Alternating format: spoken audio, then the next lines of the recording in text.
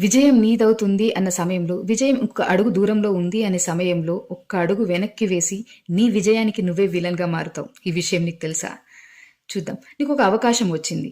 దాన్ని చాలా వరకు ప్రయత్నం చేస్తావు. కానీ లాస్ట్ మూమెంట్‌లో వెనక్కి వెళ్ళిపోతావు. ఒక్క అడుగు వేస్తే నీ యొక్క విజయం సొంతమవుతుంది. కానీ వేల సార్లు ఆలోచించి అడుగు వెనక్కి వేస్తావు. ఇక్కడ నీ యొక్క విజయానికి విలన్ ఎవరు? నువ్వే. సమయానికి వెళ్తే విజయం సొంతమయ్యే అవకాశాలు ఎక్కువ. కానీ ఆ సమయానికి వెళ్లకుండా ఆలస్యం చేస్తావు. ఇక్కడ నీ యొక్క విజయానికి విలన్ ఎవరు? నువ్వే.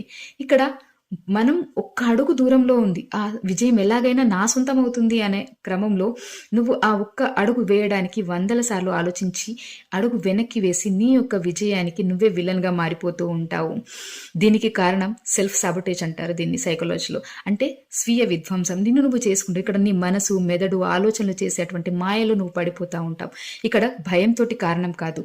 నీ మీద నీకు నమ్మకం లేకపోవడం మూలాన ఇలాంటివన్నీ జరుగుతూ ఉంటాయి. ఒక ఎగ్జామ్‌కి ప్రిపేర్ అయినప్పుడు భయంతో టైంకి వెళ్లకుండా ఎగ్జామ్ రాయకుండా ఉన్నాం. ఒక ఇంటర్వ్యూకి వెళ్లాల్సి వచ్చినప్పుడు కి వెళ్లకుండా అటెండ్ అవ్వకుండా అక్కడి దాకా వెళ్ళి మళ్ళీ వెనక్కి రావడం, ఇవన్నీ నీ యొక్క అవకాశాలను నువ్వే చేజేతులా నాశనం చేసుకుంటూ ఉంటావు.